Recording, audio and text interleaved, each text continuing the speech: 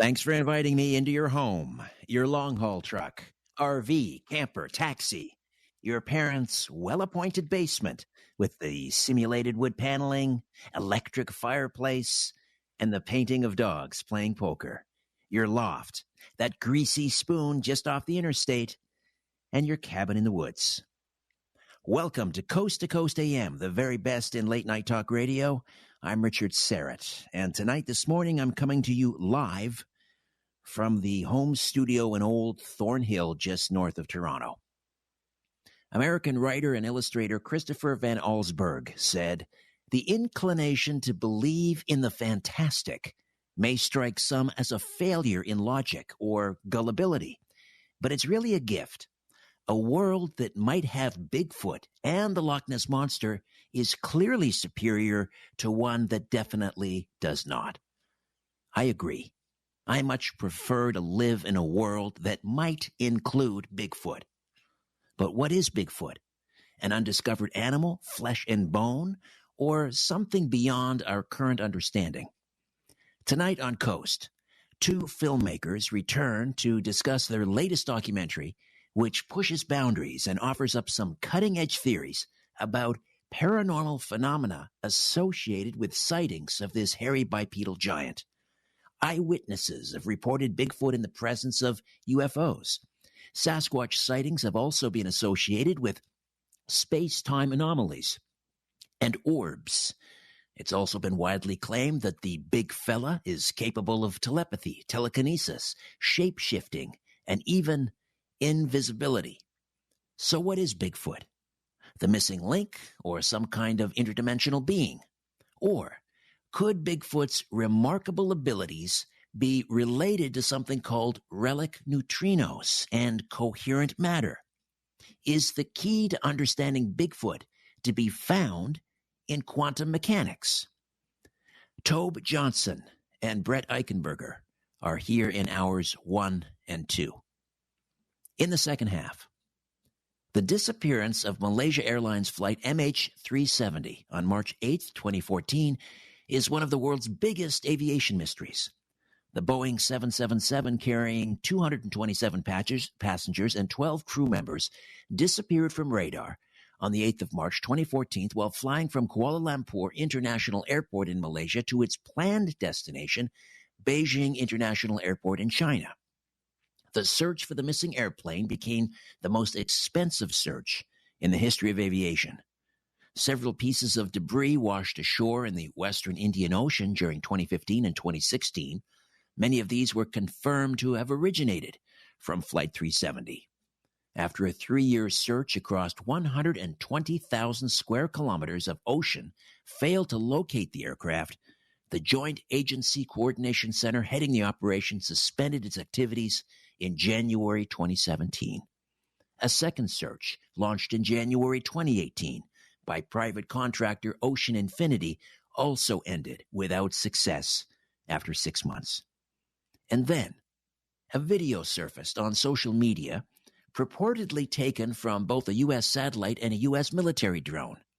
In the videos, a large plane, which appears to be a 777 and in distress, the plane is suddenly encircled by 3 white spinning spheres. The spheres, or orbs, begin spinning around the plane, first in a clockwise motion and then in a counterclockwise motion. And then, shockingly, poof, the plane disappears. I mean, in a flash, the plane is gone. A government contractor with top secret clearance turned citizen journalist picked up the investigation in 2017 and set out to authenticate this remarkable, unbelievable video footage. His conclusions regarding the fate of Malaysian Flight 370 and the 239 souls aboard is absolutely shocking. Ashton Forbes is here in hours 3 and 4. Paranormal Bigfoot filmmakers Tobe Johnson and Brett Eichenberger are next. Welcome to the Audio Imaginarium. Come on in, weary traveler, hang your cloak in a peg, grab a stool, and come gather round the fire. There are stories to be told, and you are among friends. I'm Richard Serrett, and this is Coast to Coast AM. Why don't you stay a while? Tobe Johnson is the author of the Owl Moon Lab books and researcher of all things related to Bigfoot. With over a decade of research and his own experiences, he's dedicated his work to investigating the relationship of Sasquatch and the paranormal. Tobe has come to the conclusion that Sasquatch is not only very real, but is far beyond what most would have you believe.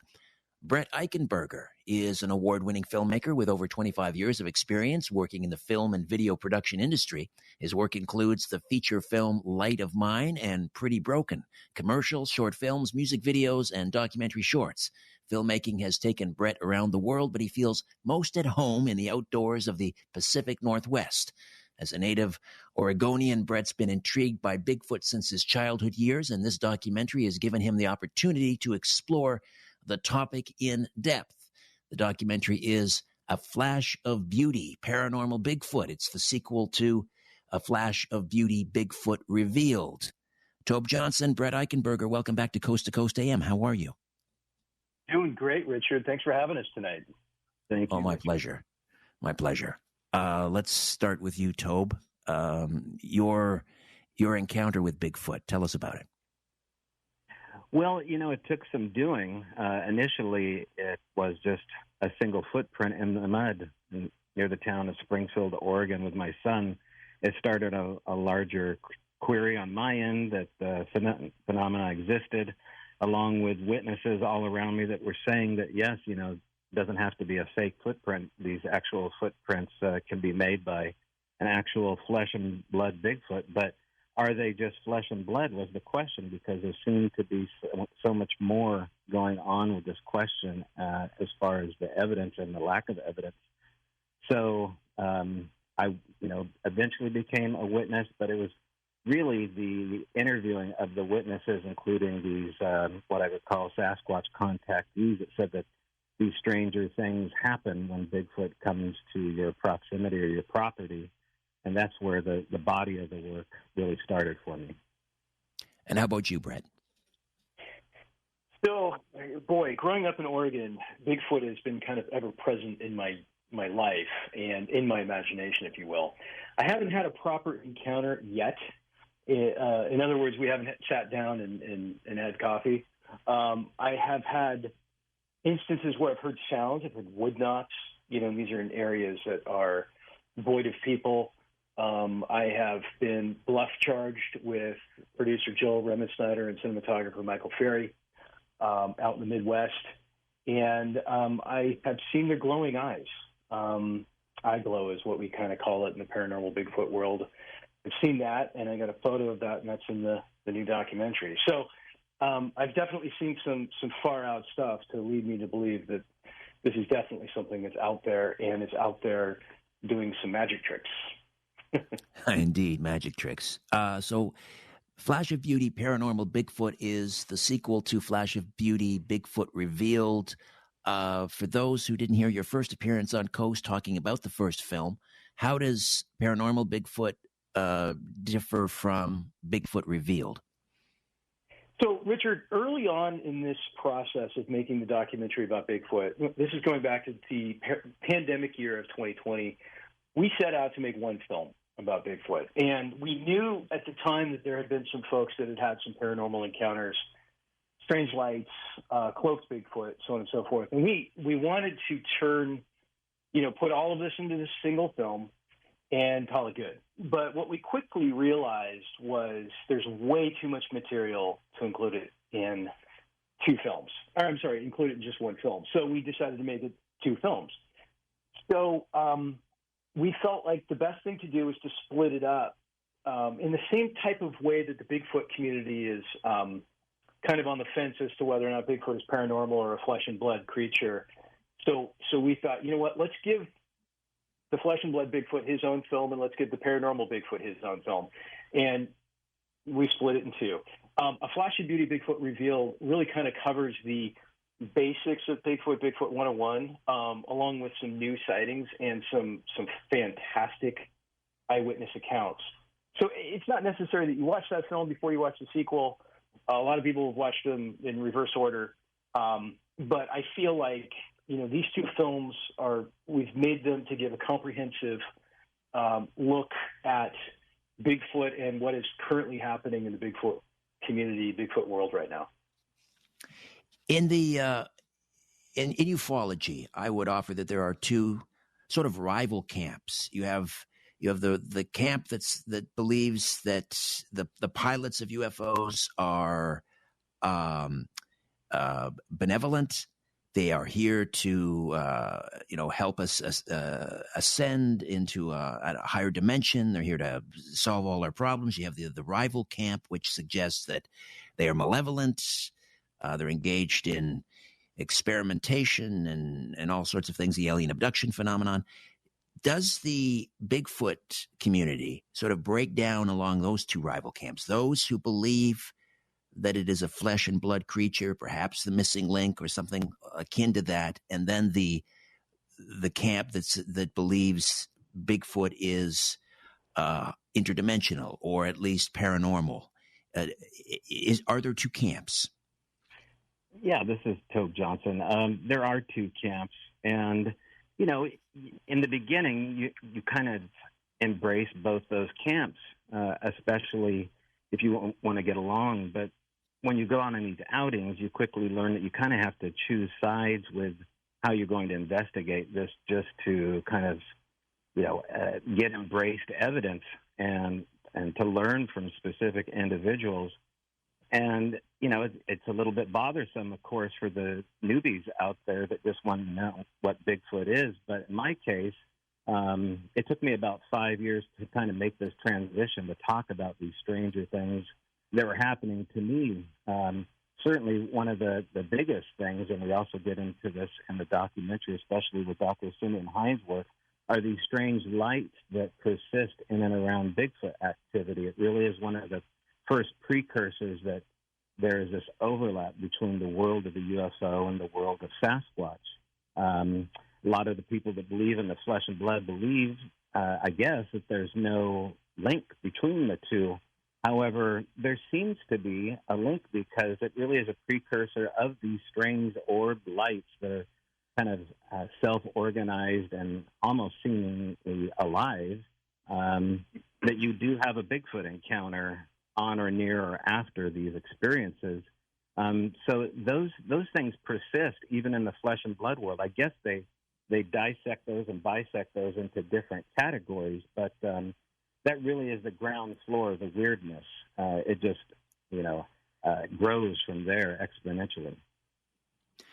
Talk to me about, maybe give some examples from the film where eyewitnesses have reported Bigfoot sightings in close proximity to either a UFO or to an orb.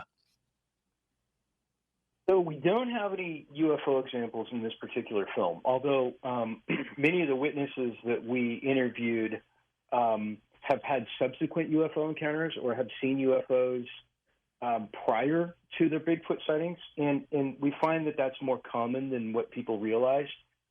We've had individuals who have seen, again, orbs at the same time, and orbs and UFOs can kind of, belong in kind of the same mindset, I guess, if you will, although orbs can tend to be a lot smaller. We get into this at length in the film, comparing the two. For instance, Ashley Stinnett, who had an experience with some orbs here in Oregon, watched one fly through the trees. And it kind of tuned into her consciousness, and she was actually admiring the orb and mind speaking to it, if you will. I know this sounds crazy, but she was telling the orb, "Thank you. You are beautiful. Thank you." And the orb started coming towards her, and it creeped her out. It became uncomfortable. And so her emotions instantly changed. The orb backed off. So that is but one example of the type of lights that people are seeing. And many people in the quote-unquote flesh and blood camp that we interviewed for the first film have told us more recently that they've seen orbs. So it tends to be kind of a common occurrence. Let's talk about another paranormal phenomenon that is associated with Bigfoot, and that is telepathy. We often hear eyewitnesses who claim that this elusive creature is communicating to them, telepathically. Are there examples of that in the film? Yes. As a matter of fact, there's a gentleman by the name of Rick Taylor. And Rick decided that after an experience that he had with his son night fishing, which before I did this documentary, I didn't know night fishing was a thing, but apparently night fishing is a thing. And he and his son had a Bigfoot encounter. They had something was throwing something at them in the water, I believe. And he became fascinated with Bigfoot. And so he traveled up to Oklahoma. Rick lived in Dallas at the time. He traveled up to Oklahoma and contacted a woman named Arla Williams who has some Bigfoot on her land. And he asked her, he said, can I come out and try and see one, try and meet one? And so he did. And so long story short, and we go into this story at length in the film. Long story short, he ended up having some mind speak for the very first time. And when it first happened to Rick, he literally thought he was going crazy. And this is not uncommon with folks that have this mind speak phenomenon. I've heard of a few people that have actually gone and seen a psychiatrist afterwards thinking that, I have really heard actual voices in my head. And what was interesting with Rick and what really struck a nerve with me was the fact that the Bigfoot knew that he was carrying a sidearm, knew he had a gun. And I thought that was fascinating. And so we chose to feature this story. And I think it's a wonderful story about not only is it mind speak, but they were obviously watching him at the exact same time and observing him. You mentioned people seeking psychological counseling after a Bigfoot encounter. How common is someone suffering some sort of post-traumatic stress disorder after a Bigfoot encounter? Richard, I think it's very common. I think it's much more common than what people believe, and I think that this is something that maybe some sociologists would want to take a look at out there, because people are being very, very quiet about it. But there's this phenomenon across the country of folks who are avid hunters. And we feature one in our first film. His name is Mark Parker. He's a bow hunter. And he had a eye-to-eye, eye contact, close encounter of a Bigfoot that scared him so much that he didn't want to go back into the woods. And, this happened to Mark in his late 40s, and Mark has been a hunter since he was a child. We've heard reports like this from so many people I've lost track. We actually interviewed a psychiatrist, by the name of Dr. Michael Adams, who's a Yale graduate. And he talks about how these things can have a extreme, profound impact because the brain doesn't really know how to register it. And, people think of Bigfoot as being big, but it's a little bit different when you see something that massive in a humanoid form in real life. It's not like seeing a giant bear or something like that. This is totally different experience. And so, there's also this sensation of needing to see it again, and therefore people can kind of become obsessed with seeing another Bigfoot because they need to know that it was what they saw for the first time was real. And so psychologically speaking, having a Bigfoot sighting that could last 30 seconds to a minute, even less, can actually change lives to the extent of people lose their families over it. They lose their marriages over it. It can have a profound impact. I believe I've seen a documentary about that very subject, an individual who had one sighting and he spent the rest of his life, trying to have another. And as you say, it tore his family apart, and it just became an all-consuming pursuit for him. I can't imagine it not changing the trajectory of your life. Even one fleeting glimpse. Tobe Johnson and Brett Eichenberger are documentary filmmakers, and the latest is A Flash of Beauty, Paranormal Bigfoot, the sequel to Flash of Beauty Bigfoot Revealed. We'll take a time out, come back, and continue to delve into the paranormal aspects of Bigfoot. Now, taking us into the break, Tom Waits and San Diego Serenade right here on Coast to Coast AM. And we are back with Tobe Johnson and Brett Eichenberger, filmmakers. The brand new one is A Flash of Beauty, Paranormal Bigfoot, the sequel to A Flash of Beauty, Bigfoot Revealed. Either Brett or Tobe, how do we screen either of these documentaries? So right now, before we expand to different channels like Amazon and Tubi and iTunes, A Flash of Beauty, the Paranormal Bigfoot is currently available on Vimeo only. And the website is vimeo.com/on-demand/paranormal Bigfoot. Again, that's vimeo.com/on-demand/paranormal Bigfoot. The first film, A Flash of Beauty, Bigfoot Revealed, is currently on Amazon. Although we are in the midst of switching distributors, so it may not be available for a couple of weeks, but I can assure you it will be back online. And if you can't find it for some reason, try us on Vimeo or reach out to us via our Facebook page. What type of paranormal phenomena associated with Sasquatch do you think would surprise or even shock most people? Well, in the documentary, we talk about gifting. This is the idea that Sasquatch will bring you trinkets, some of these being gifts of significance, emotionally tied gifts, or things that you've just recently spoken about. Oddly enough, they seem to be listening at all times, especially when you're in proximity of them. We get into that in this little story I have, the Al Moon Lab, where we talk about these gifts showing up in odd places at odd times based upon things that we had just recently spoken about. To give an example of that, as I was studying the property, there was a moment when my cell phone was on the fritz, and we were talking about buying a new cell phone.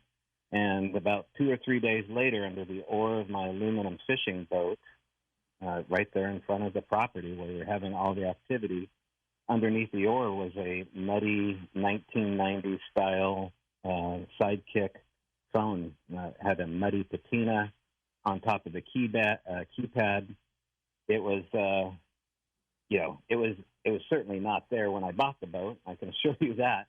But we're growing used to the idea that something was listening to us and playing tricks. And these kind of gifts vary in size and dimension and seem to grow over time in scale. So they start off small with something like a little agate placed in the bed of a pickup truck, or a little plastic toy set behind your trailer.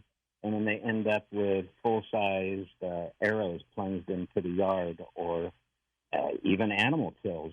You'll get into that as well, where you'll find people talk about animals almost being traded back and forth. We had a dead rabbit delivered to us. We had a beheaded snake delivered to us, and these are in concert with footprints and handprints and such. So I think the gifting thing is, it points to something much more than just a relic hominid.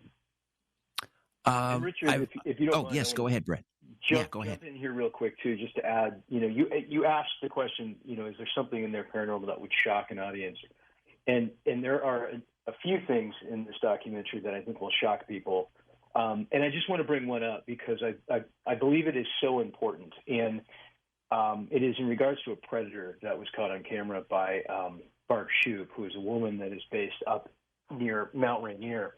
And we actually had Eric Bard from the TV show The Secret of Skinwalker Ranch look at this footage and try and figure it out, whether it was debunking or whatnot. We just wanted to get his expertise on it because Eric is such a bright guy and he's constantly seeing strange things there at the ranch. So basically what this was is this was a figure that she happened to catch on her phone back in 2014, and it literally looks like the Predator from the movie Predator. And I just want to say that I spent 3 to 4 hours trying to find any and every explanation for this video, including, was it doctored with visual effects? Was it a trick of light? And I ultimately came to the conclusion with my over 25 years of video experience that what we are seeing in this film, in this clip, is authentic, and I believe that it is extraordinary that we have this on video. And so I would challenge people to, even if you just are slightly interested in Bigfoot, I would suggest people take a look at this documentary just to see this portion of the film, because I think that it is in concert with some of the things that people are seeing in regards to UFOs, aliens. There's a lot of technology that's being talked about right now in the U.S. military that has cloaking associated with it. So I just wanted to bring that up because I think that it is, to answer your question, shocking. For those who haven't seen Predator, and it's been quite a few years since I've seen it, just explain what you mean. And then you mentioned cloaking. So what are we talking about here? So in the movie Predator, the alien will take a normal form. I can't think of the right word for it now, but, a flesh and blood type normal form. And then he'll kind of turn into this camouflaged, reflective type form. And it almost looks like he's, or the alien is absorbing the plant life around it. So it's, he almost looks like he's liquid or water. There's a lot of refracting of light, in other words. And that's exactly what we're seeing here. We're seeing some sort of an optical refraction of light, and I'm not too sure how they would be doing it.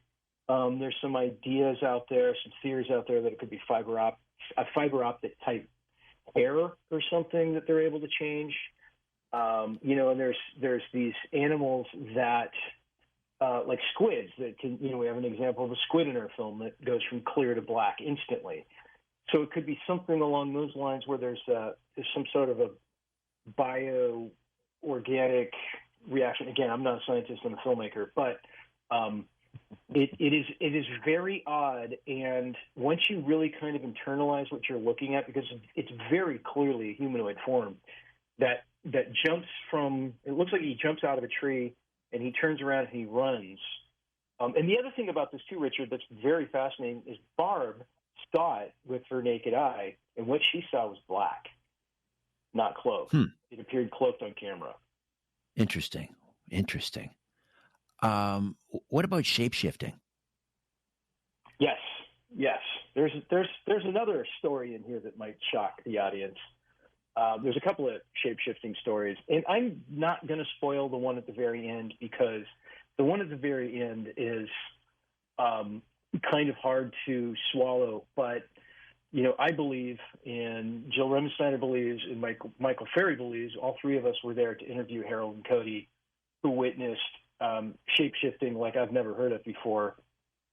We all believe them 100%, that what they testify about is what they actually saw. And again, I'm not going to get into it, but too much. But I will just say that it really defies explanation. And frankly, the story is so wild that if there weren't two eyewitnesses to this event, I don't know that we would include it in our film. But there was two very credible eyewitnesses that saw it in broad daylight. We have another gentleman by the name of Jack who had a very interesting experience with a deer that kept coming around his house. So these things can shapeshift. And, of course, we've heard other stories from other people throughout the process of making this documentary of them seeing shapeshifters. So they can certainly do it. Whether it's actual shapeshifting or it's some sort of an optical illusion or a projection or something, I don't know. But I do know that these people have seen some extraordinary events happening.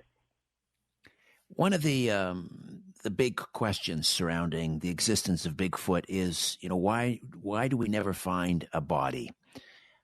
It seems to me that the paranormal aspects and all of these questions that you're pursuing in this film may explain that. If we're talking about invisibility, cloaking, and so forth, I mean, to your mind, does that explain why we've never to this date found a body? Well, it could.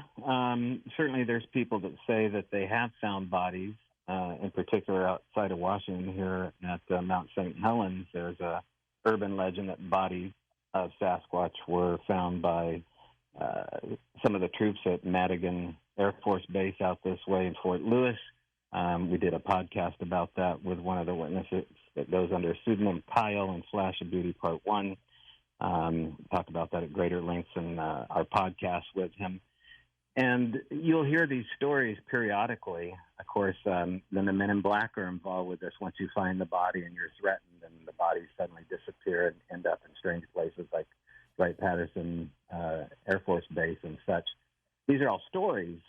So where's the evidence? And, is lack of evidence that something strange is going on? I tend to think so because, we do find the bones of these other elusive creatures like cougars and bears. Yes, the forest does a damn good job at disposing of these things quickly. However, we do find the bones of these other mammals out there. Something else altogether more strange is going on with how these things tend to elude people.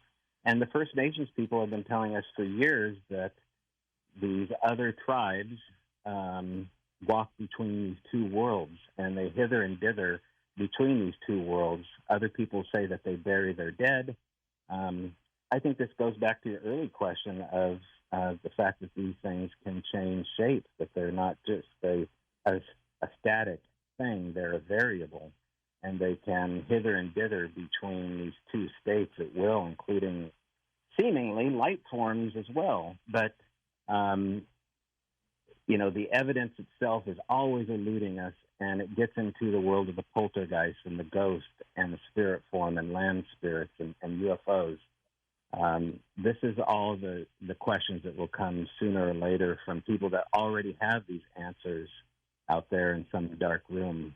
I myself have no idea. Space-time anomalies.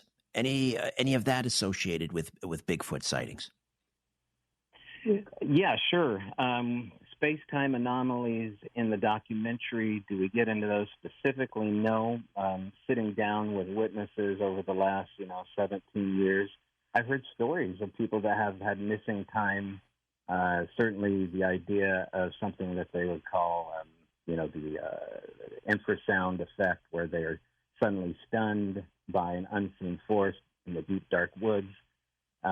There's all sorts of consequences of this supposed power of Sasquatch being able to kind of stop somebody at will. It seems to be targeted, and these are things that seem to have consequences of time slowing down in particular. Certainly missing time is a part of that. We have some colleagues and friends of ours that have experienced those things. So it does, again, go kind of into the strange world of what abductees describe and contactees. Yeah, there seems to be a lot of overlap there for sure. Interference with audio-video recording equipment. Yes, as a matter of fact, Richard, we have an example of that in our film. And Dr. Simeon Hein discusses this at length, because one of the first things that we wanted to do when we made the sequel was we wanted to approach it with as much science as we could absolutely approach it with. In other words, there's some folks out there like Ron Moorhead, who has written a wonderful book called The Quantum Bigfoot, and Dr. Simeon Hein, who has written the excellent book Dark Matter Monsters. And they get into quantum physics of things and how these things might cloak, might disappear, might send into different, parallel universes and or dimensions. And this also accounts for why their eyes could possibly glow self-aided and how they're able to run so fast and amongst other things. But one of the things that Dr. Simeon Hein brings up in the film is this phenomena called ball lightning. And ball lightning is this kind of a cluster of charged particles. And ball lightning is known to science. Ball lightning has been observed in labs. But ball lightning is very, very rare, and it's very misunderstood. And so in the film, we were filming an interview in this very, very active area that Tobe and Daryl Adams had a bunch of experiences in, called the Al Moon Lab. And that particular night, Michael Ferry and I were setting up for Tara's interview, and it was just kind of one of those nights where there was a lot of electricity in the air. You could feel it. There was something going on somewhere, somehow. We were hearing strange noises in the forest, a lot of knocking, and we kind of looked at each other. We just both felt a vibe. And about 15 minutes into the interview, I started seeing white specks appearing in the monitor, on the monitor of the camera. And these are, very, very professional cameras that don't do this type of thing. And so I called out a time code and had Jill write down a time code of when I was seeing these dots so I could go back and look at it, thinking that it might be something with the sensor. And sure enough, they kind of kept appearing. And when I was able to sit back down and actually go through the footage, I noticed that these things were not pixel flashing anomalies. This was something that was being caught in the air, and they weren't bugs. And so I show those in the film. And one of the things that I knew would confirm to me whether or not this was, a malfunctioning sensor or if this was a real phenomenon was if I saw it in the second camera angle. And that's exactly what I did, is I saw it in the second camera angle. And people that know video and know how this works, they will see in the film some still frames of these micro ball lightnings is what we think they're called. You'll see almost like a comma shape. And that, in my opinion, is this thing traveling at, well over 1/24th of a second and leaving a light trail, similar to long exposure photography. That blew me away. I've never seen anything like this in all the years that I've been doing video. I've seen dead pixels, I've seen stuff like that, but I've never seen anything like this. And that shocked me. So I think there might be a lot of people out there that might be really interested in trying to figure out what in the world's going on there. That is remarkable. And there's more remarkable tales to come. Brett Eichenberger, Tobe Johnson, two documentary filmmakers. The film is A Flash of Beauty, Paranormal Bigfoot. And we'll take a time out, top of the hour approaching. Back with more of our conversation. Here's Energy Follows Thought. Willie Nelson taking us into the break right here on Coast to Coast AM.